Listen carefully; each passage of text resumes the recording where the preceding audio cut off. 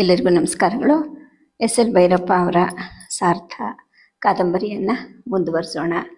2-3 ದಿನದಿಂದ ಕಥೆಯನ್ನು ಅಪ್ಲೋಡ್ ಮಾಡಲಿಕ್ಕೆ ಆಗಿರಲಿಲ್ಲ, ದಯವಿಟ್ಟು ಎಲ್ಲರೂ ಕ್ಷಮಿಸಿ. ಇನ್ನು ಕಥೆಗೆ ಹೋಗೋಣ. ಹಿಂದಿನ ಕತೆ ಏನಾಯಿತು ಅಂದರೆ, ಒಬ್ಬ ಸನ್ಯಾಸಿ ಹೇಳಿದ ಹಾಗೆಯೇ ನಾಗಭಟ್ಟ ಶಕ್ತಿ ಪೂಜೆಯನ್ನು ಮಾಡಬೇಕು ಅಂತ ಹೇಳಿಬಿಟ್ಟು ತನ್ನ ಹಳೆಯ ಗೆಳತಿಯಾಗಿದ್ದ ಚಂದ್ರಿಕೆಯನ್ನು ಒಲಿಸ್ತಾನೆ. ಆನಂತರ ಆಕೆಯನ್ನು ಅಮಾವಾಸ್ಯೆಯ ದಿವಸ ಯಾರೂ ಇಲ್ಲದೇ ಇರುವಂತಹ ಸ್ಮಶಾನದ ಹತ್ತಿರಕ್ಕೆ ಕರ್ಕೊಂಡು ಹೋಗಿ ಯೋನಿ ಪೂಜೆಯನ್ನು ಮತ್ತು ವಿಶೇಷ ಪೂಜೆಯನ್ನು ಮಾಡಲಿಕ್ಕೆ ಅಂತ ಸಿದ್ಧ ಮಾಡಿಕೊಳ್ತಾನೆ. ಕಥೆಯನ್ನು ಮುಂದುವರಿಸೋಣ.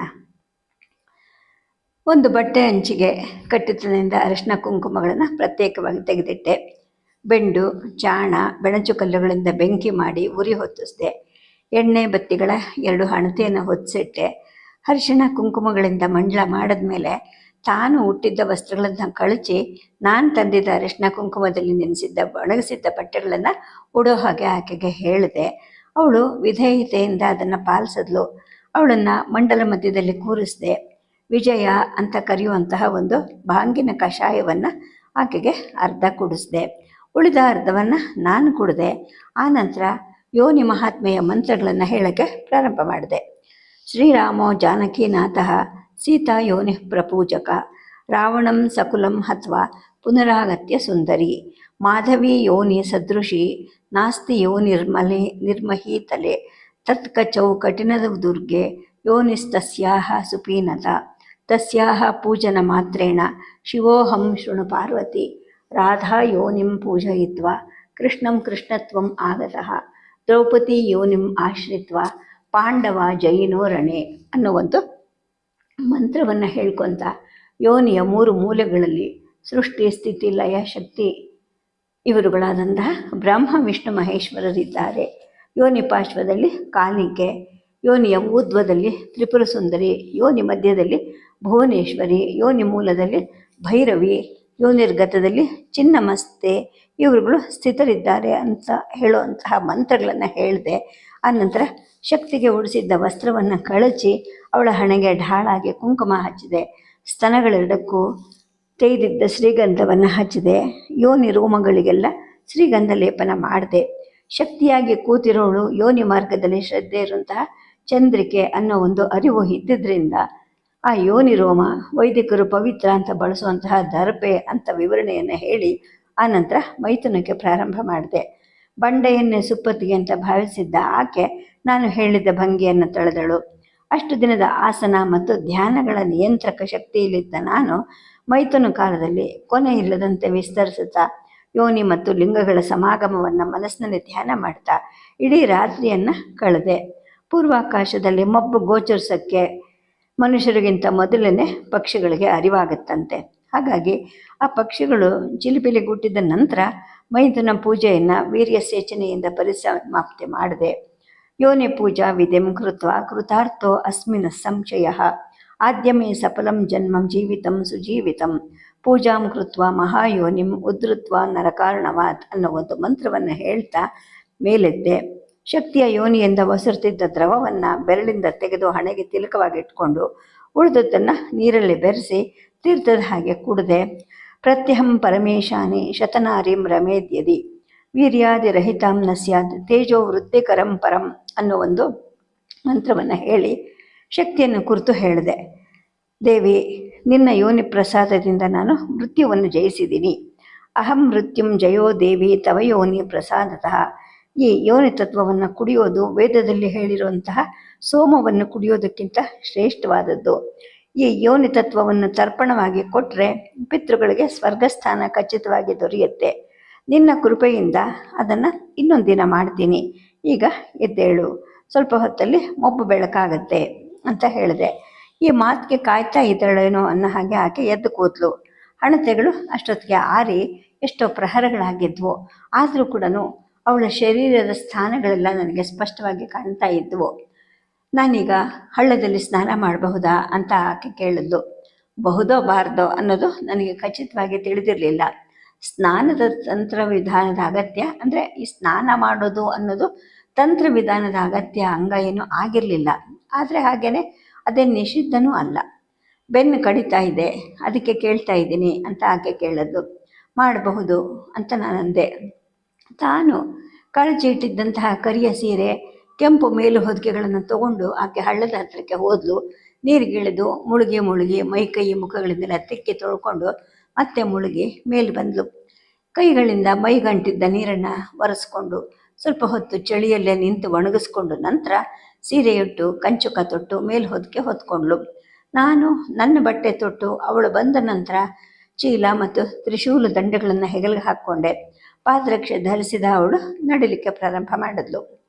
ಸಾಂಗವಾಗಿ ಪೂಜೆ ಮುಗಿದಿದ್ದರಿಂದ ಮನಸ್ಸಿನಲ್ಲಿ ಶಕ್ತಿ ಸಂಚಾರದ ಭಾಸ ಆಗ್ತಾ ಇತ್ತು. ಕೃತಾರ್ಥನಾದೆ ಅನ್ನೋ ಒಂದು ಭಾವದಲ್ಲಿ ಹೆಗಲ ಮೇಲಿದ್ದ ಭಾರ ಕೂಡ ನವಿಲುಗರಿಯಷ್ಟು ಹಗುರವಾಗಿದೆಯೇನೋ ಅಂತ ತೋರ್ತಾ ಇತ್ತು.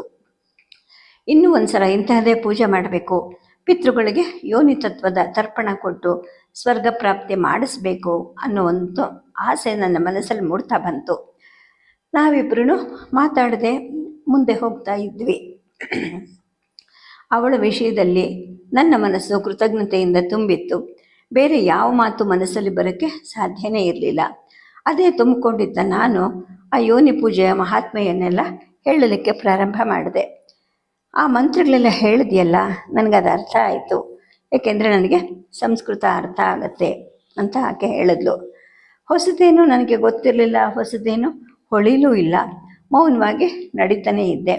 ಅವಳು ನನ್ನ ಹಿಂದೆ ಬರ್ತಾ ಇದ್ದಿದ್ದು ಅವಳು ಧರಿಸಿದ್ದಂತಹ ಚರ್ಮದ ಪಾದರಕ್ಷೆಯ ಸಪ್ಪಳದಿಂದ ತಿಳಿತಾ ಇತ್ತು.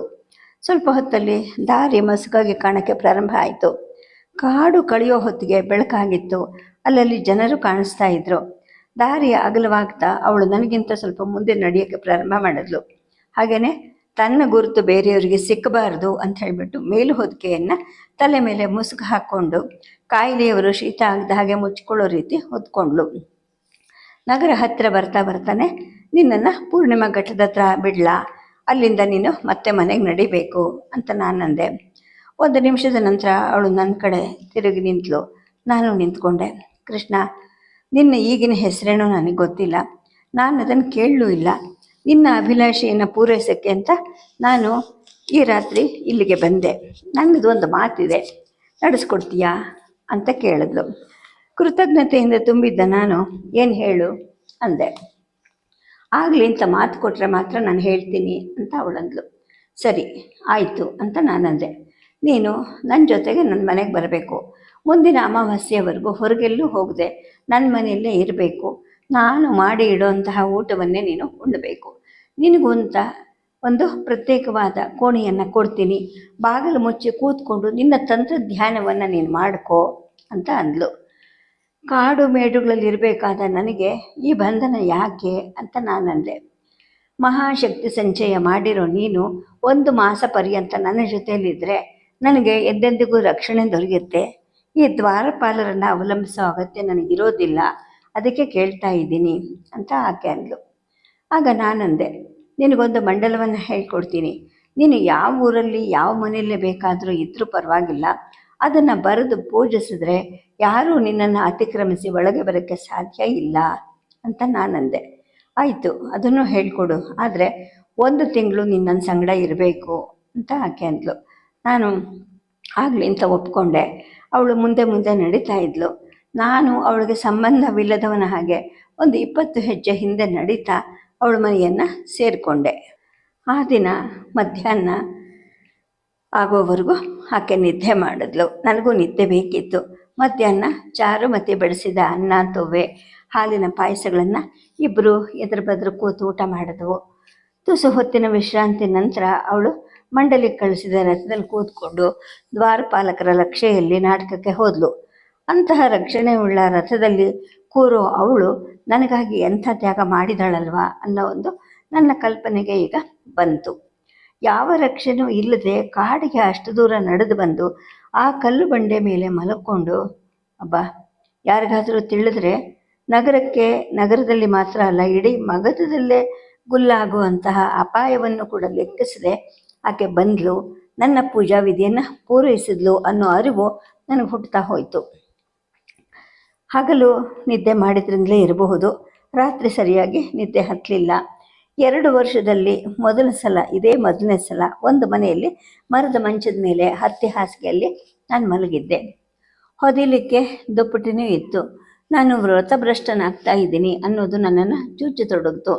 ಮಂಚದಿಂದ ಇಳಿದು ಬರೀ ನೆಲದ ಮೇಲೆ ಮಲ್ಕೊಂಡೆ. ಮಂದಲಿಗೆಯನ್ನು ಸುತ್ತಿಟ್ಟೆ. ಕೋಣೆ ಬಾಗಿಲು ಹಾಕಿತ್ತು. ಎಷ್ಟೋ ಹೊತ್ತಿನ ನಂತರ ನನಗೆ ನಿದ್ದೆ ಹತ್ಕೊಂತು. ಬೆಳಗ್ಗೆ ಕಿಟಕಿಯಿಂದ ಸೂರ್ಯನ ಬೆಳಕು ಬೀಳುವಾಗ ನನಗೆ ಎಚ್ಚರಿಕೆ ಆಯಿತು. ಎದ್ದ ತಕ್ಷಣ ದಂತಮಾರ್ಜನ, ಮುಖಮಾರ್ಜನ ಮಾಡಲೇಬೇಕು ಅನ್ನೋ ಒಂದು ನಿಯಮದಿಂದ ನಾನು ಮುಕ್ತನಾಗಿದ್ದೆ. ಆದರೆ ಇಲ್ಲಿ ಮನೇಲಿರಬೇಕಾದ್ರೆ ಅವುಗಳನ್ನು ಪಾಲಿಸ್ತಿದ್ರೆ ಆಕೆ ಅಸಹ್ಯಿಸಿಕೋಬಹುದು ಅನ್ನೋದ್ರಿಂದ ಬಚ್ಚಲ ಮನೆಗೆ ಹೋಗಿ ಬಂದೆ. ಅಂಗಳದಲ್ಲಿ ಕೂರ್ಲಿಕ್ಕೆ ಸಂಕೋಚ ಅನ್ನಿಸ್ತು. ಕೋಣೆಗೆ ಹಿಂತಿರುಗಿ ನೆಲದ ಮೇಲೆ ಕೂತ್ಕೊಂಡೆ. ನನ್ನ ಈ ವೇಷ, ಪೊದೆ ಬೆಳೆದ ತಲೆಗೂದಲು, ಗಡ್ಡ ಮೀಸೆಗಳು ಅಂಗಳದಲ್ಲಿ ಕೂತು ಅವಳಿಗೆ ಮುಜುಗರ ಆಗಬಹುದಾ ಅನ್ನೋ ಆತಂಕ ಹುಟ್ಕೊತ ಹೋಯಿತು. ಸ್ವಲ್ಪ ಹೊತ್ತಲ್ಲಿ ಅವಳ ಧ್ವನಿ ಕೇಳಿಸ್ತು. ಧ್ಯಾನದಲ್ಲಿ ಇಲ್ಲ ತಾನೇ ನೀನು, ಒಳಗೆ ಬರಬಹುದಾ ನಾನು ಅಂದ್ಲು. ಬಾ ಅಂತ ನಾನಂದೆ. ಒಳಗೆ ಬಂದ ಅವಳ ಕೈಯಲ್ಲಿ ಒಂದು ಎಣ್ಣೆ ಪಾತ್ರೆ ಇತ್ತು. ಎಳ್ಳೆಣ್ಣೆ ಅನ್ನೋದು ಮೂಗಿಗೆ ತಿಳಿಯುವಷ್ಟು ಅದರಿಂದ ವಾಸನೆ ಬರ್ತಾ ಇತ್ತು. ತೈಲ ಪಾತ್ರೆಯನ್ನು ಹತ್ತಿರ ಇಟ್ಕೊಂಡು ನನ್ನ ಹತ್ರ ಕೂತ್ಕೊಂಡ್ಳು. ನಿನ್ನ ಮೈಗೆ ಎಣ್ಣೆ ತಿಕ್ಕಬೇಕು ಅಂತ ನನಗೆ ಪ್ರೇರಣೆ ಆಗಿದೆ ಅಂದ್ಲು. ನಾನು ಹೌಹಾರ್ದೆ. ನನ್ನ ವ್ರತವನ್ನೇ ನಾಶ ಮಾಡೋ ಕೆಲಸ ಇದ್ದು ಅಂತ ನನಗನ್ನಿಸ್ತು. ಬೇಡ ಬೇಡ ಅಂತ ನಾನು ಎದ್ದು ನಿಂತೆ. ಮೈ ಮೇಲೆ ಜೇಳು ಬಿದ್ದವನ ಹಾಗೆಯೇ ನಾನು ಎದ್ದುಬಿಟ್ಟಿದ್ದೆ. ಮೊದಲು ಕೂತ್ಕೋ, ಹೆದರಬೇಡ ಅಂತ ಅವಳು ಅಪ್ಪಳೆ ಮಾಡೋವಂತಹ ದನಿಯಲ್ಲಿ ಹೇಳಿದ್ಲು. ನೀನು ಎಣ್ಣೆ ಹಾಕೋದಿಲ್ಲ ಅಂದರೆ ನಾನು ಕೂರ್ತೀನಿ ಅಂತ ನಾನಂದೆ. ನೋಡು, ಇಂಥ ಸಣ್ಣ ವಿಷಯಕ್ಕೆಲ್ಲ ಆಣೆ ಪ್ರಮಾಣ ಏನು ಬೇಡ. ಮೈ ಮೇಲೆ ಒಂದು ಹನಿ ಎಣ್ಣೆ ಬಿದ್ದರೆ ತಪಸ್ಸೇನೂ ನಷ್ಟ ಆಗೋದಿಲ್ಲ. ಬೇಕಾದರೆ ನನ್ನ ಧ್ಯಾನ ಶಕ್ತಿಯನ್ನು ನಿನಗೆ ಧಾರೆ ಎರೆದು ಕೊಡ್ತೀನಿ, ಕೆಳಗೆ ಕೂತ್ಕೊ ಮೊದಲು ಅಂತ ನನ್ನ ತೋಳು ಹಿಡಿದು ಜಗ್ಗದ್ಲು. ನಾನು ನೆಲದ ಮೇಲೆ ಕೂತ್ಕೊಂಡೆ. ನನಗೆ ಗೊತ್ತಾಗೋಕ್ಕೆ ಮೊದಲೇ ಬೊಗಸೆಯಲ್ಲಿ ಎಣ್ಣೆ ಹತ್ತಿ ನನ್ನ ಬೆನ್ನಿಗೆ ತಿಕ್ಕಿಬಿಟ್ಲು. ಮತ್ತೆ ಮಾತಾಡೋಕ್ಕೆ ತೋಚದೆ ನಾನು ಸುಮ್ಮನಾದೆ. ಅವಳನ್ನು ನೋಡೋಕ್ಕೆ ನನಗೆ ನಾಚಿಕೆ ಆಗ್ತಾ ಇತ್ತು. ಕಣ್ಣು ಮುಚ್ಕೊಂಡೆ. ಅವಳು ಎಣ್ಣೆಯನ್ನು ತನ್ನ ಬಲಗೈಗೆ ಬಗ್ಗಿಸ್ಕೊಂಡು ನನ್ನ ಎದೆ, ಕುತ್ತಿಗೆ, ತೋಳುಗಳಿಗೆಲ್ಲ ತಿಕ್ಕದ್ಲು. ತುಸು ತುಸುವಾಗಿ ಹಾಕ್ಕೊಂಡು ತಿಕ್ಕಿ ಚರ್ಮಕ್ಕೆ ಕುಡಿಸತೊಡಗಿದ್ಲು. ನಾನು ಕಣ್ಣು ಮುಚ್ಕೊಂಡೆ ಕೂತಿದ್ದೆ. ನೆತ್ತಿ ಮೇಲೆ ಬೆಚ್ಚನೆ ಎಣ್ಣೆ ಜಿನಗ್ದಂಗೆ ಆಯಿತು. ಅಂದರೆ ಅವಳು ತಲೆಗೂ ಎಣ್ಣೆ ಹಾಕಿದ್ಲು. ತಲೆಗೆ ಬೇಡ, ಬಿಳಿಲ್ಗಟ್ಟಿದೆ, ಜಡ್ಡು ತೆಗೆಯೋಕ್ಕೆ ಬರೋದಿಲ್ಲ ಅಂತ ನಾನು ಗಾಬರಿಯಿಂದಲೇ ಹೇಳಿದೆ. ಹಾಕಿದ್ದಾಗ ಹೋಯ್ತಲ್ಲ, ಈಗ ಅದನ್ನು ನೆತ್ತಿಗೆ ಕುಡಿಸೋದೊಂದೇ ದಾರಿ ಇರೋದು ಅಂತ ಅವಳು ಕೂದಲನ್ನು ಬಗೆ ಮಾಡಿ ನೆತ್ತಿಯನ್ನು ತಿಕ್ಕತೊಡಗಿದ್ಲು. ನಾನು ಮತ್ತೆ ಕಣ್ಣು ಮುಚ್ಕೊಂಡೆ. ಅವಳು ತುಸು ತುಸುವಾಗಿ ಎಣ್ಣೆಯನ್ನು ಹನಕಿಸ್ತಾ ನೆತ್ತಿಯನ್ನು ತಿಕ್ಕಿದಂತೆ ಕಣ್ಣೊಳಗೆ ಜಿಡ್ಡು ಒಡೆದಂಗಾಯಿತು. ನೆತ್ತಿಯ ಶಾಖವೆಲ್ಲ ಕಣ್ಣುಗಳ ಮುಖಾಂತರ ದ್ರವವಾಗಿ ಇಳಿತೊಡೀತು. ಅದು ಬಿಸಿ ಎಣ್ಣೆನೋ ಅಥವಾ ಬೆಚ್ಚನೆ ಕಣ್ಣೀರೋ ಅಂತ ನನಗೆ ಅರ್ಥ ಆಗಲಿಲ್ಲ. ಆನಂತರ ಅವಳು ಎದ್ದು ನಿಂತ್ಕೊ, ಕಾಲಿಗೆ ತಿಕ್ತೀನಿ ಅಂದ್ಲು. ಬೇಡ, ನಾನೇ ತಿಕ್ಕೋತೀನಿ. ಕಾಲಿಗೆ ಎಣ್ಣೆ ಹಾಕ್ತಿದ್ರೂ ಆಗತ್ತೆ, ಯಾವ ಭಾಗಕ್ಕೆ ಹಾಕ್ತಿದ್ರೂ ಆಗತ್ತೆ. ನೀನು ಇಲ್ಲದ ಉಪದ್ವ್ಯಾಪ ಮಾಡಿಬಿಟ್ಟೆ ಅಂತ ನನಗೆ ಹೇಳ್ತಾನೆ ಕೋಪ ಹೆಚ್ಚಾಗ್ತಾ ಬರ್ತಾ ಇತ್ತು. ನೋಡು, ನಿನ್ನ ಕಾಲು ಎಷ್ಟು ಹೊರಟಾಗಿದೆ ಅಂದರೆ ಮನೆಯ ನೆಲದ ಚಿತ್ತಾರಗಳೆಲ್ಲ ಬಿರುಕು ಬಿಟ್ಟು ಹಾಳಾಗತ್ವೆ. ನಿನ್ನ ಪಾದಸಾವೆ ಮಾಡಬೇಕು ಅಂತ ಅಲ್ಲ, ಎದ್ದು ನಿಲ್ಲು ಮೊದಲು ಅಂತ ಅಪ್ಪಣೆ ಮಾಡಿದ್ಲು. ನಾನು ಎದ್ದು ನಿಂತೆ. ತೊಡೆ, ಮಂಡಿ, ಮೊಣಕಾಲುಗಳಲ್ಲದೆ ಪಾದಗಳಿಗೂ ಕೂಡ ತಿಕ್ಕಿ ಎಣ್ಣೆ ಕುಡಿಸಿದ್ಲು. ಕೆಳಗೆ ಕೂದಲು ಅಂಗಾಲನ ಮೇಲೆತ್ತು. ಅಂಗಾಲುಗಳೆಲ್ಲ ಸೀಳಿ ಬಿರುಕು ಬಿಟ್ಟಿವೆ ಅಂದ್ಲು. ನಾನು ಅವಳ ಆಜ್ಞೆಯನ್ನು ನನಗೆ ಗೊತ್ತಿಲ್ಲದೇ ಪಾಲಿಸ್ತಾ ಹೋದೆ. ಅಂಗಾಲುಗಳನ್ನು ತಿಕ್ಕಿ ಕುಡಿಸುವಾಗ ಎಣ್ಣೆ ಕುದಿದು ಕೆಂಪಿಗೆ ಗಟ್ಟಿಗೊಳ್ತಾ ಇತ್ತು. ಆನಂತರ ಕೋಣೆಯಿಂದ ಹೊರಗೆ ಹೋದ್ಲು. ಒಂದು ಜೊತೆ ಹಳೆ ಪಾದರಕ್ಷೆಯನ್ನು ತಂದು ನನ್ನ ಮುಂದೆ ಹಾಕಿದ್ಲು. ನೋಡು, ಇವುಗಳನ್ನು ಮೆಟ್ಟಿ ತಿರುಗಾಡು, ಇಲ್ಲಾಂದರೆ ಮನೆ ನೆಲಕ್ಕೆಲ್ಲ ಎಣ್ಣೆ ಮೆತ್ಕೊಳ್ಳುತ್ತೆ ಅಂದ್ಲು. ಒಂದು ಪುಟ್ಟ ಬೋಗುಣಿಯಲ್ಲಿ ಗೋಧಿ ನುಚ್ಚಿನ ಗಂಜಿಯನ್ನು ತಂದು ನನ್ನ ಮುಂದಿಟ್ಲು.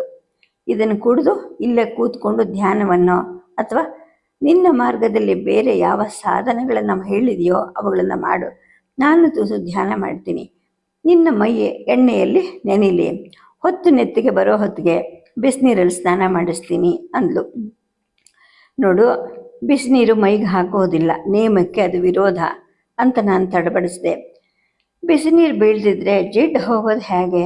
ನೆತ್ತಿ ಗಂಟುಗಳ ಸಂದಿಯಲ್ಲಿ ಮೆತ್ತಿ ಕೂತಿರೋ ಎಣ್ಣೆಯನ್ನು ಹೋಗ್ಸೋಕ್ಕೆ ಬೇರೆ ದಾರಿನೇ ಇಲ್ವಲ್ಲ ಅಂತ ಅವಳು ಹೇಳ್ತಾನೆ ಕೋಣೆ ಬಾಗಿಲನ್ನು ಮುಚ್ಕೊಂಡು ಅಲ್ಲಿಂದ ಹೊರಟೋದ್ಲು. ಒಂದು ಹಂಡೆ ಬರ್ತಿ ಮರಳು ಹಾಗೆ ಕಾದಿದ್ದ ನೀರನ್ನು ದೊಡ್ಡ ಕೊಳದೊಬ್ಬಳಿಗೆ ತೋಡ್ಕೊಂಡ್ಲು. ತಣ್ಣೀರು ಬೆರೆಸಿ ಹದ ಮಾಡಿದ್ಲು. ಅವಳು ತುಂಬಿ ತುಂಬಿ ತಲೆ ಭುಜ ಮೈಗಳಿಗೆ ಅಪ್ಪಳಿಸುವಂತೆ ಹಾಕುವಾಗ ನನ್ನ ಪ್ರಜ್ಞೆ ಎಳೆ ಬಾಲ್ಯಕ್ಕೆ ಹೋಗಿತ್ತು. ಬಿಸಿ ಬಿಸಿ ಬೇಡ ಸಾಕು ಅಂತ ನಾನು ಬಚ್ಚಲಲ್ಲಿ ಕುಣಿತಾ ಇದ್ದೆ. ಸುಮ್ಮನೆ ಕೂತ್ಕೋ, ಎದ್ದು ನಿಲ್ಬೇಡ, ಎಷ್ಟು ಬಿಸಿ ಹಾಕಬೇಕು ಅಂತ ನನಗೆ ಗೊತ್ತು, ಕೂತ್ಕೋತೀಯೋ ಇಲ್ವೋ, ನೀನು ಜಾಣ ಅಲ್ವಾ ಅಂತ ಅಮ್ಮ ಒತ್ತಾಯ ಮಾಡ್ತಿದ್ದ ನೆನಪಾಯಿತು. ಚಂದ್ರಿಕೆ ಕೈಲಿ ಮೈ ಉಜ್ಜಿಸ್ಕೊಂಡ್ರೆ ತೀರಾ ಚಿಕ್ಕ ಹುಡುಗನಾಗ್ಬಿಡ್ತೀನಿ ಅಂತ ನಾನು ಬಿಡಲಿಲ್ಲ. ಬೆನ್ನನ್ನು ನಾನೇ ಉಜ್ಕೋತೀನಿ ಅಂದರೆ ಅವಳು ಕೇಳಲಿಲ್ಲ. ಸಿಂಬಿಗಟ್ಟಿದ ತಲೆಗೂದಲಿಗೆ ಹೆಸರು ಹಿಟ್ಟು ಹಾಕಿ ಉಜ್ಜೋದು ಅಂದರೆ ಆಗದ ಕೆಲಸ. ಬಿಸಿನೀರಿಗೆ ಕರಗಿ ಬಿಟ್ಕೊಂಡಷ್ಟು ಜಿಡ್ಡು ಮಾತ್ರ ಹೋಯಿತು. ಊಟ ಮಾಡಿ ಮಲಗಿದ್ರೆ ನಿದ್ದೆ ಬಂತು. ಆದರೆ ಕನಸುಗಳು, ಈ ಎಣ್ಣೆ ಬಿಸಿನೀರುಗಳಿಗೆ ಅದೆಂತಹ ಶಕ್ತಿ ಇದೆ ಅಲ್ವಾ. ಒಳಗಿನ ಜಿಡ್ಡನ್ನೆಲ್ಲ ಕರಗಿಸಿ ಬಾಲ್ಯದ ನೆನಪನ್ನು ಜಾಗೃತ ಸ್ಥಿತಿಯಲ್ಲಿ ಮಾತ್ರವಲ್ಲದೆ ಕನಸಾಗಿ ಕೂಡ ಹೊಮ್ಮಿಸುವಂತಹ ತಾಂತ್ರಿಕ ಶಕ್ತಿ ಅದರಲ್ಲಿದೆ. ನನ್ನ ನೆತ್ತಿಗೆ ಹಿತವಾಗಿ ಎಣ್ಣೆ ತಿಕ್ಕುವಂತಹ ಅಮ್ಮನ ಮೃದುವಾದ ಅಂಗೈಯಿ, ಹಿತವಾಗಿದ್ರೂ ವಿರೋಧವನ್ನು ವ್ಯಕ್ತಪಡಿಸ್ತಾ ಅಂತ ಒಂದೇ ಸಮನ ಅಳುವಂತಹ ನನ್ನ ಧ್ವನಿ, ಸಿಂಬೆಗಟ್ಟಿದ ಕೂದಲನ್ನು ಉಜ್ಜೋ ಅಮ್ಮನ ಕೈಯಿ, ಎಳೆ ನಿತ್ಯ ಮೃದು ಕೂದಲನ್ನು ತಿಕ್ಕುವಂತಹ ಚಂದ್ರಿಕೆಯ ಅಂಗೈ, ಮಗನ ಸುದ್ದಿನೇ ತಿಳಿಯದೆ ಕಂಗೆಟ್ಟವಳಿಗೆ ಸೊಸೆ ಆಗಾಗ ಸಂಜೆವರೆಗೂ ಮನೆಯಿಂದ ಹೊರಗಡೆ ಹೋಗಿ ಬರೋದನ್ನು ಕಂಡು ಅನುಮಾನ ಹುಟ್ಟಿರಬಹುದು. ಹಿಂತಿರುಗುವಾಗ ಅವಳ ಮೈಯಿಂದ ಸೂಸೋ ರಾಜಸುಗಂತ ಮೂಗು ಬಡಿದು ಎಲ್ಲಿಗೆ ಹೋಗಿದ್ದೀಯೇ ಅಂತ ಕೇಳಿದ್ರೆ ಈ ಹಾಳು ಮನೆಯಲ್ಲೊಬ್ಬಳೆ ಒಂಟಿ ಬಿದ್ದಿರಬೇಕೇನೋ ಅನ್ನುವುದು ಸಿಡುಕು ಮಾತ್ರ. ದೇವ್ರೆ, ಏನಾಗಿ ಹೋಯಿತು ನಮ್ಮನೆ ಅಂತ ಬೆಕ್ಕಿ ಬೆಕ್ಕಿ ಅಳುವಂತಹ ಅಮ್ಮನ ಬಿಸಿ ಸದ್ದು ಕೇಳಿತು. ಕನಸಿನ ಜೊತೆಗೆ ನಿದ್ದೆನೂ ಹೊಡಿತು. ಮತ್ತೆ ಹತ್ತಲಿಲ್ಲ. ಅಂದರೆ ನಾನು ಇಷ್ಟೊತ್ತು ಕಂಡಿದ್ದು ಕನಸ, ಅಮ್ಮ ಬಂದಿದ್ದು, ನನ್ನ ಹೆಂಡತಿ ಮನೆಯಿಂದ ಬಿಟ್ಟು ಆಚೆ ಹೋಗಿದ್ದು, ಇವೆಲ್ಲ ಕನಸ ಅನ್ನಿಸ್ತಾ ಯೋಚನೆ ಹತ್ಕೊಂತು ನಿದ್ದೆ ಬರಲೇ ಇಲ್ಲ. ಮರುದಿವಸ ಬೆಳಗ್ಗೆ ಅವಳು ಮತ್ತೆ ಕೈಲಿ ಪಾತ್ರೆ ಹಿಡ್ಕೊಂಡು ಬಂದಳು. ನನಗೆ ಇನ್ನು ಸಾಕು ಅನ್ನಿಸ್ಬಿಡ್ತು. ಎಷ್ಟು ದಿನ ಹೀಗೆ? ಬೇಡ ಅಂತ ನಾನು ಹೇಳಿದೆ. ನಿನಗೇನು ಕಷ್ಟ? ನಾನು ಎಣ್ಣೆ ತಿಕ್ತೀನಿ, ಮೈ ಕೈ ಉಜ್ತೀನಿ, ನೀರು ಕಾಯಿಸಿ ಹಾಕ್ತೀನಿ, ಸುಡು ಹೆಚ್ಚಾಯಿತು ಅಂದರೆ ಇನ್ನೂ ಕೊಂಚ ಹದ ಮಾಡ್ತೀನಿ. ಇಷ್ಟೆಲ್ಲ ಹೇಳ್ತಾ ಅವಳು ನನ್ನನ್ನೇ ನೋಡ್ತಾ ಇದ್ಲು. ಅವಳ ಕಣ್ಣನ್ನು ದೆಟ್ಟಿಸಿ ಉತ್ತರಿಸೋದು ಕಷ್ಟ ಅನ್ನಿಸ್ತು. ನಾನು ಒದ್ದಾಡ್ತಿರ್ಬೇಕಾದ್ರೆ ಅವಳು ಬೆನ್ನಿಗೆ ಎಣ್ಣೆ ಸವರಿದ್ಲು, ನೆತ್ತಿಯ ನೊದೆಗೆ ಇಳಿಸಿದ್ಲು, ಕಾಲು ಪಾದಗಳಿಗೆ ಸ್ವಲ್ಪವಾಗಿ ತಿಕ್ಕಿ ಕುಡಿಸಿದ್ಲು. ಆನಂತರ ನೆನ್ನೆ ಹಾಗೇನೆ ನಾನು ಧ್ಯಾನ ಮಾಡ್ತೀನಿ, ನೀನು ಧ್ಯಾನ ಮಾಡು ಅಂತ ಹೇಳಿಬಿಟ್ಟು ತೈಲ ಪಾತ್ರೆಯನ್ನು ಕೈಲಿ ಹಿಡ್ಕೊಂಡು ಹೊರಟೋದ್ಲು. ನಾನು ಧ್ಯಾನಕ್ಕೆ ಕೂತ್ಕೊಂಡೆ. ಯೋನಿ ಪೂಜೆ ಮಾಡಿದ ನಂತರ ಸೃಷ್ಟಿ ಸ್ಥಿತಿ ಲಯಗಳ ತ್ರಿಕೋಣಗಳುಳ್ಳ ಯೋನಿ ರೂಪವನ್ನು ಚಿತ್ರದಲ್ಲಿ ಸ್ಥಿರಗೊಳಿಸ್ಕೊಂತ ಧ್ಯಾನ ಮಾಡಬೇಕು. ಆದರೆ ಆ ರೂಪ ನನ್ನ ಮನಸ್ಸಿನಲ್ಲಿ ಮೂಡ್ತಾ ಇಲ್ಲ. ಸುಡು ನೀರಿಗೆ ಕರಗಿ ಆಕಾರ ಕಳ್ಕೊಳ್ಳೋ ಮೇಣದ ಹಾಗೆ ಅದು ಆಕಾರರಹಿತವಾಗಿ ಚಿತ್ತವನ್ನು ತಪ್ಪಿಸ್ಕೋತಾ ಇತ್ತು. ಮನೆ ಒಳಗೆ ಸೇರಿಕೊಂಡಿರೋದ್ರಿಂದ ಹೀಗಾಗಿರಬಹುದು. ಸ್ಮಶಾನ ಸ್ಥಾನ, ಕಾಡು, ಮೇಡು, ಹಾಳು ಮಂಟಪಗಳೇ ಸರಿ ಅದು ಚಿತ್ತಗ್ರಾಹ್ಯ ಆಗೋಕ್ಕೆ ಅಂತ ಅನ್ನಿಸ್ತು. ಇನ್ನು ಈ ಮನೆ ಬಿಟ್ಟು ಹೋಗಬೇಕು. 1 ತಿಂಗಳು ಪೂರ್ತಿ ಇರ್ತೀನಿ ಅಂತ ಅವಳಿಗೆ ಮಾತು ಕೊಟ್ಟಿರೋದೇನೋ ನಿಜವೇ. ಆದರೆ 1 ಹಂಡೆ ಮರಳು ನೀರನ್ನು ಕೊಳದಪ್ಪಿಯಲ್ಲಿ ಹದ ಮಾಡಿ ಇಮ್ಮಡಿಸಿ ಎರೆಸ್ಕೊಂಡು ಬಿಸಿ ಅಡುಗೆ ಉಂಡ್ರೂ ಕೂಡ ಮಧ್ಯಾಹ್ನದ ನಿತ್ಯ ನನಗೆ ಹತ್ತಲಿಲ್ಲ. ನಾಟಕದಲ್ಲಿ ಪಾತ್ರ ವಹಿಸೋಕ್ಕೆ ಅಂತ ಅವಳು ತುಸು ಹೊತ್ತಿಗೆ ಹೋಗ್ತಾಳೆ ಅನ್ನೋದು ಕೂಡ ನನಗೆ ಗೊತ್ತಿತ್ತು. ದಾಸಿ ಚಾರುಮತಿ ಅಡುಗೆ ಮನೆಯಲ್ಲಿ ಪಾತ್ರೆ ತೊಳೆಯೋ ಸಪ್ಪಳನ್ನು ಕೇಳಿಸ್ತಾ ಇತ್ತು. ಅವಳು ಸಾಧ್ಯವಾದಷ್ಟು ನನ್ನ ದೃಷ್ಟಿಗೆ ಬೀಳ್ತಾ ಇರಲಿಲ್ಲ. ಎಲ್ಲ ಕೆಲಸಗಳನ್ನು ಮಾಡ್ತಾ ಒಡತಿ ಮತ್ತು ನಾನು ಇಬ್ಬರೇ ಮನೇಲಿದ್ದೀವಿ ಅನ್ನೋ ಒಂದು ಭಾವ ಬರೋ ಹಾಗೆ ಒಳಗಡೆನೇ ಇರ್ತಾ ಇದ್ಲು. ಸಂಜೆ ಒಡತಿ ನಾಟಕದಿಂದ ಹಿಂತಿರುಗಿದ ಮೇಲೆ ಇಬ್ಬರಿಗೂ ರಾತ್ರಿ ಊಟವನ್ನು ತಂದಿಡ್ತಾ ಇದ್ಲು. ಮರುದಿನ ಎಣ್ಣೆ ತಿಕ್ಕುವಾಗ ಚಂದ್ರಿಕೆ ಕೇಳಿದ್ಲು, ಮಾತೃ ಯೋನಿಯನ್ನು ಪೂಜಿಸಬಹುದಾ? ಮೊನ್ನೆ ನೀನು ಮಾಡಿದ ಹಾಗೆ ಅಂದ್ಲು. ಪೂಜಿಸಬಹುದು, ಆದರೆ ಮೈಥುನ ಅನ್ನೋದು ನಿಷಿದ್ಧ ಅಂತ ನಾನಂದೆ. ಯಾಕೆ ಈ ಭೇದ ಅಂತ ಅವಳು ಕೇಳಿದ್ಲು. ಯಾಕೆಂದರೆ ಅಂತ ಹೇಳ್ತಾನೆ ನನಗೆ ಕೋಪ ಬಂತು. ನಿನಗಿದಿಷ್ಟು ಗೊತ್ತಾಗೋದಿಲ್ವಾ? ಅದು ಮಾತೃ ಯೋನಿ, ಜನ್ಮಸ್ಥಾನ, ಅದು ಪೂಜೆಗೆ ಅರ್ಹವಾದದ್ದು ಮಾತ್ರ, ಮೈಥುನಕ್ಕಲ್ಲ ಅಂತ ನಾನಂದೆ. ನೋಡು, ನೀನು ಪೂಜೆ ಮಾಡುವಾಗ ಸಕಲ ಪ್ರಪಂಚದ ಜನ್ಮಸ್ಥಾನ, ಮಹಾಮಾಯಾ ತತ್ವ ಅನ್ನೋ ಭಾವನೆಯಲ್ಲಿ ತೊಡಗಿರ್ತೀಯಲ್ವಾ. ಮೈಥುನದಲ್ಲಿ ತೊಡಗುವಾಗ ನೀನು ಮಹಾಮಾಯೆ ಜೊತೆ ಸಂಯೋಗವಾಗುವಾಗ ಮಹೇಶ್ವರ ತತ್ವ ಅನ್ನೋ ಭಾವನೆ ಇರಬೇಕಲ್ವಾ. ಶುದ್ಧ ತತ್ವರೂಪದಲ್ಲಿ ಕಲ್ಪಿಸಿಕೊಳ್ಳುವಾಗ ಮಾತ್ರ ಇದು ಮಾತೃ, ಇದು ಪತ್ನಿ ಅನ್ನೋ ಭೇದ ಸಲ್ಲದ್ದು. ಹೀಗಿರುವಾಗ ಮಾತೃಯೋನಿ ಮೈಥುನ ಯಾಕೆ ನಿಷಿದ್ಧ ಆಗಬೇಕು ಅಂದ್ಲು. ನನ್ನ ಮನಸ್ಸಿನಲ್ಲಿ ಗೋಚರ ಹುಟ್ಕೊತ ಹೋಯಿತು. ಅವಳು ಕೇಳ್ತಾ ಇರೋದು ತಾತ್ವಿಕವಾಗಿ ಸರಿಯೇನೋ ಹೌದು, ಆದರೆ ಕ್ರಿಯಾತ್ಮಕವಾಗಿ ಅಸಹ್ಯಕರವಾದದ್ದಲ್ವಾ, ಜೊತೆಗೆ ಪಾಪಕರವಾದದ್ದು ಅಲ್ವಾ ಅನ್ನಿಸ್ತು. ಮಾಹಿಷ್ಮತಿಯ ಪಾಠಶಾಲೆಯಲ್ಲಿ ಕಲಿತ ತರ್ಕದ ನೆನಪು ಆಗ್ತಾ ಹೋಯಿತು. ತರ್ಕದ ಮಟ್ಟದಲ್ಲಿ ಕೇಳೋ ಪ್ರಶ್ನೆಯನ್ನು ತರ್ಕದ ಮಟ್ಟದಲ್ಲೇ ಉತ್ತರಿಸಬೇಕು. ಅಸಹ್ಯಕರ ಅಂದರೆ ಸಮರ್ಪಕ ಆಗೋದಿಲ್ಲ ಅನ್ನೋ ಒಂದು ವ್ಯತ್ಯಾಸ ಮನಸ್ಸಿನಲ್ಲಿ ಉಳಿತಾ ಇತ್ತು. ಉತ್ತರ ಹೇಳು, ತಿಳ್ಕೊಳ್ಳೋ ಆಸೆಯಿಂದ ಕೇಳ್ತಾ ಇದ್ದೀನಿ ಅಂತ ಆಕೆ ಕೇಳಿದ್ಲು. ಆ ಕ್ಷಣಕ್ಕೆ ಹೊಳೆದದನ್ನು ಹೇಳಿಬಿಟ್ಟೆ. ನೋಡು, ತತ್ವರೂಪದಲ್ಲಿ ಎಲ್ಲನೂ ಸರಿ, ಆದರೆ ಪೂಜೆಯ ಮೈಥುನ ಭಾಗ ಇಂದ್ರಿಯ ಮಟ್ಟದಲ್ಲಿ ನಡೆಯುವಂತಹ ಕ್ರಿಯೆ. ಇಂದ್ರಿಯದ ಸಹಕಾರವಿಲ್ಲದೆ ಅದು ನಡೆಯೋದಿಲ್ಲ. ಆದ್ದರಿಂದ ಅಂತ ನಾನಂದೆ. ಅವಳಂದ್ಲು, ತತ್ವವನ್ನು ಇಂದ್ರಿಯ ಕೇಳಿಸಿದ್ರೆ ಅದು ತತ್ವ ಆಗಿ ಉಳಿಯೋದಿಲ್ಲ, ಅಸಹ್ಯಕರ ಆಗತ್ತೆ ಅನ್ನೋ ಮಾತು ಬೇರೆ ಯಾವ ಯೋನಿಯಲ್ಲಿಟ್ಕೊಂಡು ಪೂಜೆ ಮಾಡಿದ್ರು ನಿಜ ಆಗಬೇಕು, ಅಸಹ್ಯಕರವೂ ಆಗಬೇಕು. ತತ್ವದ ಮಟ್ಟದಲ್ಲಿ ಯೋನಿ ಅಂದರೆ ಕಾರಣ, ಅದು ಮಹಾಕಾರಣ, ವಿಶ್ವ ಸೃಷ್ಟಿಯ ಕಾರಣ ತತ್ವ. ಅದನ್ನು ಧ್ಯಾನದಲ್ಲಿ ಸಾಕ್ಷಾತ್ಕರಿಸ್ಕೊಂಡು ದಾಟಿ ಹೋಗಬೇಕಲ್ವಾ. ಯೋಚನೆ ಮಾಡಿ ನೋಡು ಅಂತ ಹೇಳ್ತಾ ನನ್ನ ಪಾದಗಳಿಗೆ ಎಣ್ಣೆ ತಿಕ್ಕೋದಷ್ಟೊತ್ತಿಗಾಗಲೇ ಮುಗಿಸಿದ್ಲು. ನೀನು ಧ್ಯಾನ ಮಾಡು, ನಾನು ಮಾಡ್ತೀನಿ ಅಂತ ಹೇಳಿಬಿಟ್ಟು ಆಕೆ ಅವಳು ಕೈಯಲ್ಲಿ ಪಾತ್ರೆಯನ್ನು ಹಿಡ್ಕೊಂಡು ಅಲ್ಲಿಂದ ಹೊರಟು ಬಿಟ್ಲು. ನನ್ನ ಮನಸ್ಸು ಈಗ ಗಲಿಬಿಯಲ್ಲಿ ಬಿತ್ತು. ಧ್ಯಾನಕ್ಕೆ ಕೂತ್ರೆ ಪ್ರತೀಕವೂ ಇಲ್ಲ, ಗುರಿನೂ ಇಲ್ಲ. ಮಾತೃ, ಸಖಿ, ಜಾಯ, ವೇಶ್ಯೆ ಮೊದಲಾದ 10 ಹಲವು ಭಾವಗಳು ಕಲಿಸ್ಕೊಂಡು ದಿಕ್ಕು ತಪ್ಪಿಸ್ತಿದ್ವು. ಅಥವಾ ನಾನೇ ದಿಕ್ಕು ತಪ್ಪಿದ್ದೀನಾ ಅನ್ನೋ ಒಂದು ಭಾವ ಹುಟ್ಕೊತ ಹೋಗ್ತಿತ್ತು. ಎಷ್ಟು ಹೆಣಗಿದ್ರೂ ಧ್ಯಾನಕ್ಕೆ ತೊಡಗೋಕ್ಕೆ ಆಗಲೇ ಇಲ್ಲ. ಚಂದ್ರಿಕೆ ಮೇಲೆ ಈಗ ಕೋಪ ಹುಟ್ಟುತ್ತಾ ಬಂತು. ತುಸು ಹೊತ್ತಲ್ಲಿ ಅದು ಮುಗಿಲೆದ್ದೇಳ್ತು.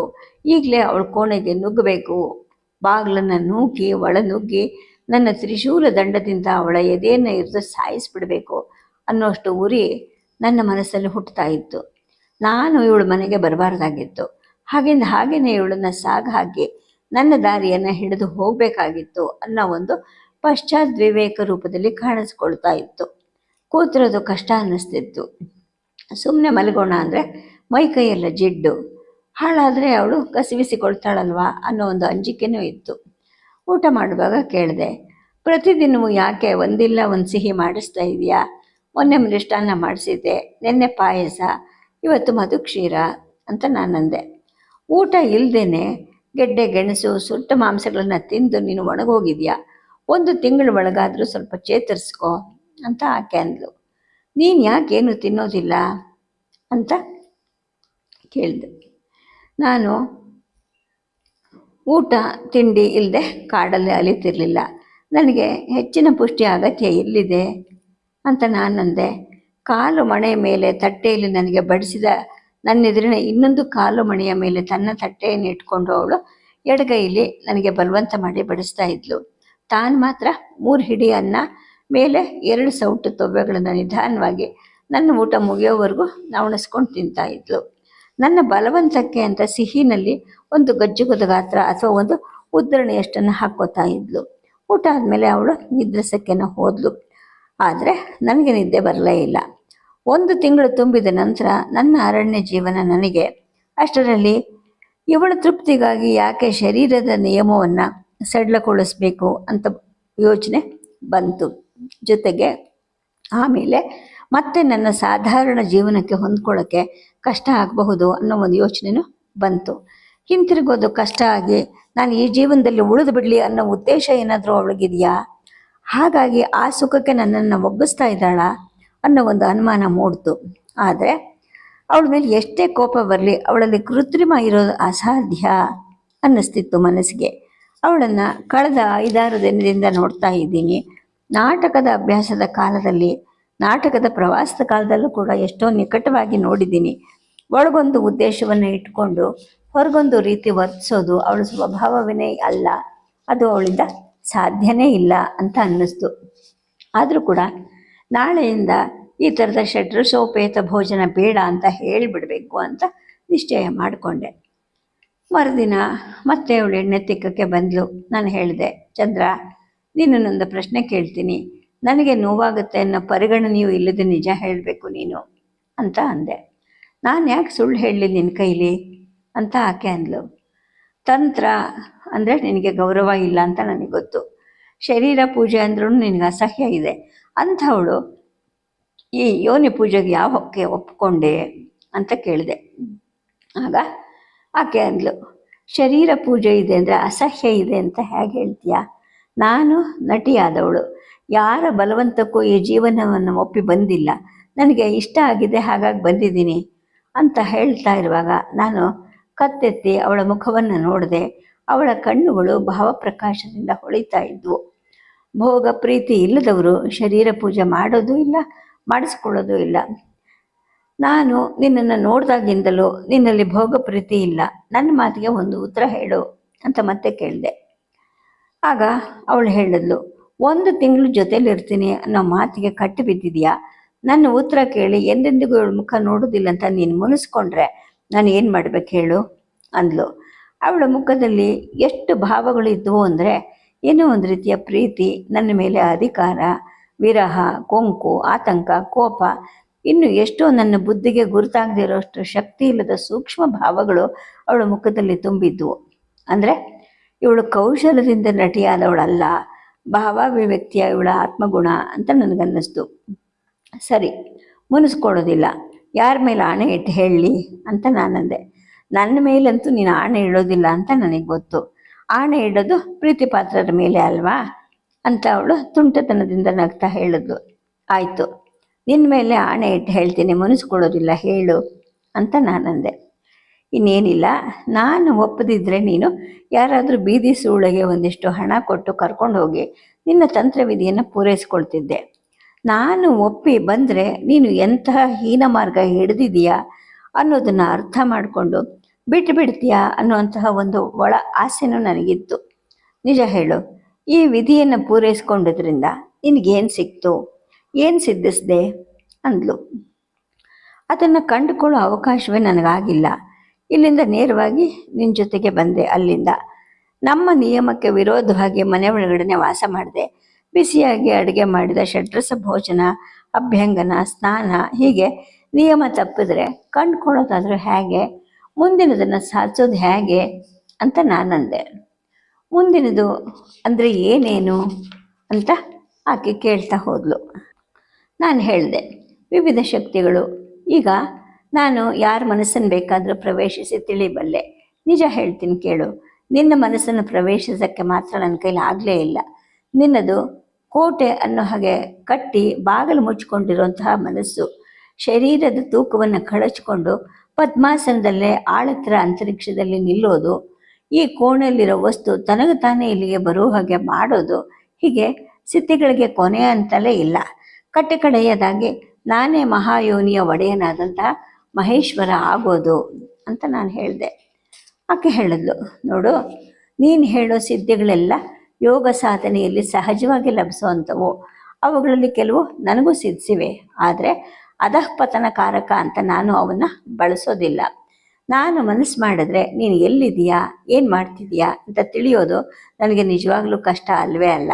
ಆದರೆ ಯೋಗ ಪ್ರವರ್ತನೆಗಲ್ಲದೆ ಬೇರೆ ಯಾವುದಕ್ಕೂ ಅದನ್ನು ಬಳಸಬಾರ್ದು ಅಂತ ನನ್ನ ಗುರು ಆಜ್ಞೆ ಮಾಡಿರೋದ್ರಿಂದ ನಾನು ಅದನ್ನು ಕೈ ಬಿಟ್ಟಿದ್ದೀನಿ ಅಂತ ಅಂದ್ಲಾಕೆ.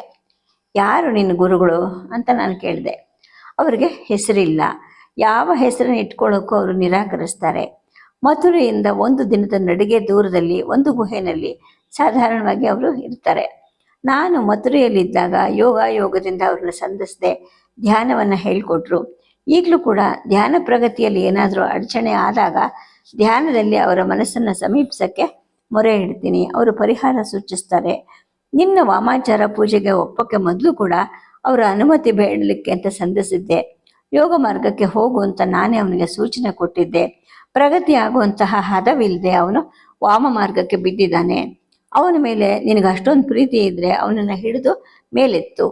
ಇಂದ್ರಿಯ ಮನಸ್ಸುಗಳಿಂದ ಲಿಪ್ತಳಾಗದಿದ್ದರೆ ಈ ಪ್ರಯತ್ನದಲ್ಲಿ ನೀನು ಏನು ಮಾಡಿದ್ರೂ ದೋಷ ಇಲ್ಲ ಅಂತ ಅವರು ನನಗೆ ಅನುಮತಿ ಕೊಟ್ಟಿದ್ರು ಅಂತ ಆಕೆ ಹೇಳಿದ್ಲು.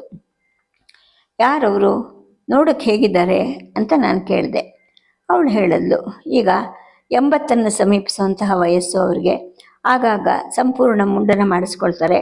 ಭ್ರೂ ಮಧ್ಯದಲ್ಲಿ ಸ್ಥಿತವಾದಂತಹ ನೇತ್ರದೃಷ್ಟಿ ಇದೆ. ತೀರ ಕೃಶವಾದ ಎತ್ತರವಾದ ಮೈಕಟ್ಟವ್ರದ್ದು. ಯಾವಾಗಲಾದರೂ ಒಮ್ಮೆ ಮಥುರೆಗೆ ಬಂದು ಯಮುನೆ ದಾರಿ ಬಿಟ್ಟ ಸ್ಥಳದಲ್ಲಿ ಸ್ನಾನ ಮಾಡ್ತಾರೆ.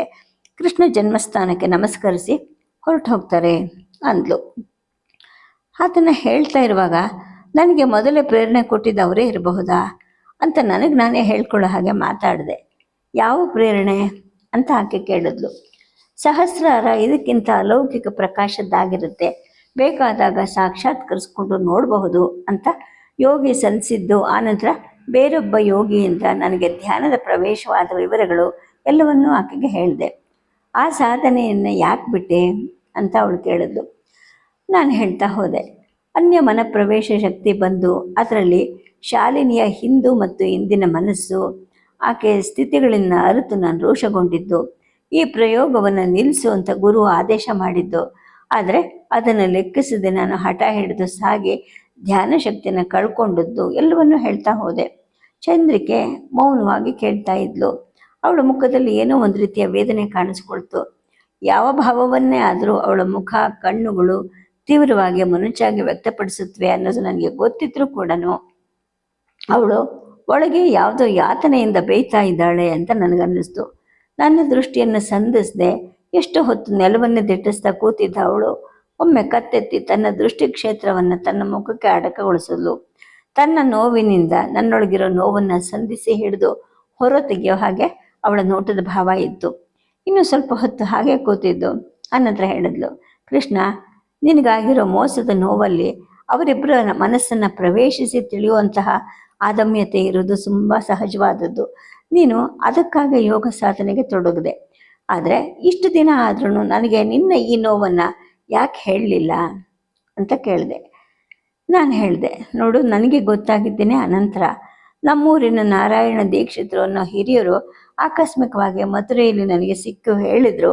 ಹಾಗಾಗಿ ನನಗೆ ನೋವಾಯಿತು. ಅಷ್ಟರಲ್ಲಿ ನಾನು ನಿನ್ನಿಂದ ದೂರ ಆಗಿದ್ದೆ ಅಂತ ನಾನಂದೆ. ಆಕೆ ಮತ್ತೆ ಮೌನಿಯಾದಳು. ತುಸು ಹೊತ್ತಾದ ನಂತರ ಮೌನವನ್ನು ಮುರಿಬೇಕು ಅನ್ನೋ ಹಾಗೆ ಮಾತನ್ನು ಆರಂಭ ಮಾಡಿದ್ಲು. ನಿನಗೆ ಧ್ಯಾನ ಪ್ರವೇಶ ಮಾಡಿಸಿದ ಸಾಧು ನಮ್ಮ ಗುರುಗಳ ಶಿಷ್ಯರಿದ್ದರೂ ಇರಬಹುದು. ವಿವಿಧ ಹಂತದ ಯೋಗ ಸಿದ್ಧಿಯನ್ನು ಮುಟ್ಟಿದ ಅವರ ಶಿಷ್ಯರುಗಳು ಜಂಬೂ ದ್ವೀಪದ ಹಲವು ಕಡೆಗಳಲ್ಲಿದ್ದಾರೆ. ಯಾರಿಗೋ ಪ್ರೇರಣೆ ಮಾಡಿ ಇನ್ಯಾರಿಗೋ ಮಾರ್ಗದರ್ಶನ ಮಾಡಿಸೋದು ಅವರ ವಿಧಾನ. ಬಹುಶಃ ನಾವಿಬ್ಬರು ಒಂದೇ ಗುರುವಿನ ಶಿಷ್ಯರಾಗಿದ್ವಿ ಅಂತ ಕಾಣುತ್ತೆ. ನೀನು ವಾಮ ಮಾರ್ಗಕ್ಕೆ ಯಾಕೆ ಇಳಿದೆ ಅಂದ್ಲವಳು. ಶಾಲಿನಿ ಮನಸ್ಸನ್ನು ಪ್ರವೇಶ ಮಾಡೋದು, ಅವಳನ್ನು ದ್ವೇಷಿಸೋದು ಈ ಮಾರ್ಗಕ್ಕೆ ನಿಶ್ಚಿತ ಏನಲ್ಲ. ಮನಸ್ಸಿಗೆ ನೆಮ್ಮದಿಯನ್ನು ಕೊಡೋ ಮಾರ್ಗ ಇದು ಅಂತ ನಾನಂದೆ. ಆಗ ಆಕೆ ಅಂದ್ಲು, ಅಷ್ಟು ದಿನದ ಯೋಗಾಭ್ಯಾಸ ನಿನ್ನ ಮನಸ್ಸನ್ನು ದ್ವೇಷದಿಂದ ರಕ್ಷಿಸಲಿಲ್ವಾ ಅಂದೆ. ಸ್ವಲ್ಪ ಹೊತ್ತು ಅಂತರ್ಮುಖವಾಗಿ ನೆನೆಸ್ಕೊತಾ ಹೋದೆ. ಆನಂತರ ಹೇಳಿದೆ, ಅದಕ್ಕೆ ನೀನೇ ಕಾರಣ. ನೀನು ನನ್ನನ್ನು ಪ್ರೀತಿಸಲಿಲ್ಲ, ನನ್ನನ್ನು ದಹಿಸ್ತಿದ್ದ ಬೆಂಕಿಯನ್ನು ನಂದಿಸಲಿಲ್ಲ. ನನ್ನಿಂದ ದೂರ ಆಗೋಕ್ಕೋಸ್ಕರ ಸುಗಂಧಿಯನ್ನು ಮುಖ್ಯ ಪಾತ್ರಗಳಿಗೆ ಹಾಕಿಬಿಟ್ಟು ನೀನು ಮಂಡಲಿಯನ್ನು ಬಿಟ್ಟು ಓಡಿ ಹೋದೆ. ಹಾಗಾಗಿ ನನಗೆ ಶೂನ್ಯ ಕವಿತಾ ಹೋಯಿತು ಅಂತ ನಾನಂದೆ.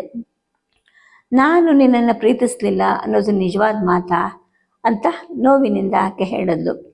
ಯೋಗಕ್ಕೆ ಬೇಕಾದ ಇಂದ್ರಿಯ ನಿಗ್ರಹವನ್ನೇ ನೀನು ಹೆಚ್ಚು ಪ್ರೀತಿಸ್ತಿದ್ದೆ ಅಲ್ವಾ ಅಂತ ನಾನಂದೆ. ಆ ದಿನ ಮಾತಿನಲ್ಲಿ ಆಕೆ ಎಣ್ಣೆಯನ್ನು ಸರಿಯಾಗಿ ತಿಕ್ಕಿರಲಿಲ್ಲ. ನನ್ನ ಕೊನೆ ವಾಕ್ಯದಿಂದ ಅವಳು ಅಂತರ್ಮುಖಳಾದಳು. ಅವಳ ಮುಖದ ಖಿನ್ನ ಭಾವವನ್ನು ನೋಡುವ ನನ್ನನ್ನು ಅದು ಚುಚ್ಚೋ ಹಾಗೆ ಮಾಡ್ತಾ ಇತ್ತು. ನಾನು ಯಾಕೆ ಈ ಥರ ಮಾತಾಡಿದೆ, ಅವಳನ್ನ ಯಾಕೆ ಹೀಗೆ ಚುಚ್ಚಿ ನೋಯಿಸಿದೆ ಅಂತ ನನಗೆ ನೋವಾಗೋಕ್ಕೆ ಶುರುವಾಯಿತು. ನಾನು ಗಮನಿಸ್ತಿದ್ದ ಹಾಗೇ ಅವಳ ರೆಪ್ಪೆಗಳ ಕೂದಲುಗಳು ಒದ್ದೆ ಆದವು. ಅಂದರೆ ಅಳ್ತಾ ಇದ್ದಾಳೆ. ನನ್ನ ಮುಂಬದಿಯಿಂದ ತಪ್ಪಿಸ್ಕೊಳ್ಳೋಕ್ಕೆ ಅವಳು ಎದ್ಲು ಬೆನ್ನಿಗೆ ಎಣ್ಣೆ ತಿಕ್ಕಕ್ಕೆ ಶುರು ಮಾಡಿದ್ಲು. ನೋಯಿಸಿದನಾದರೂ ಕೂಡ ಹೇಳಬೇಕಾದದ್ದನ್ನು ಹೇಳಿದ್ದೀನಿ ಅನ್ನೋ ಒಂದು ತೃಪ್ತಿ ನನಗಾಗ್ತಾ ಹೋಯಿತು. ಆ ಮಧ್ಯಾಹ್ನ ನೀರು ಎರೆಯುವಾಗಲೂ ಅವಳು ಹೆಚ್ಚು ಮಾತಾಡಲಿಲ್ಲ. ನನಗೂ ಏನೋ ಮಾತು ತೋಚಲಿಲ್ಲ. ಆದರೆ ಎರೆಯೋದು ಎರೆಸ್ಕೊಳ್ಳೋದು ನಮ್ಮಿಬ್ಬರು ನಡೆಯೋ ಮಧ್ಯೆ ನಡಿಬೇಕಾದಂತಹ ಕ್ರಿಯೆ ಏನೋ ಅನ್ನೋ ಹಾಗೆ ಸಾಗ್ತಾ ಇತ್ತು. ಜೊತೆಗೆ ಪುಷ್ಟಿಕರವಾದ ಭೋಜನವೂ ಕೂಡ ಅಷ್ಟೇ. ಇಂದಿಗೆ ಇವತ್ತಿನ ಓದನ್ನು ನಿಲ್ಲಿಸಿರ್ತೀನಿ. ನಮಸ್ಕಾರ.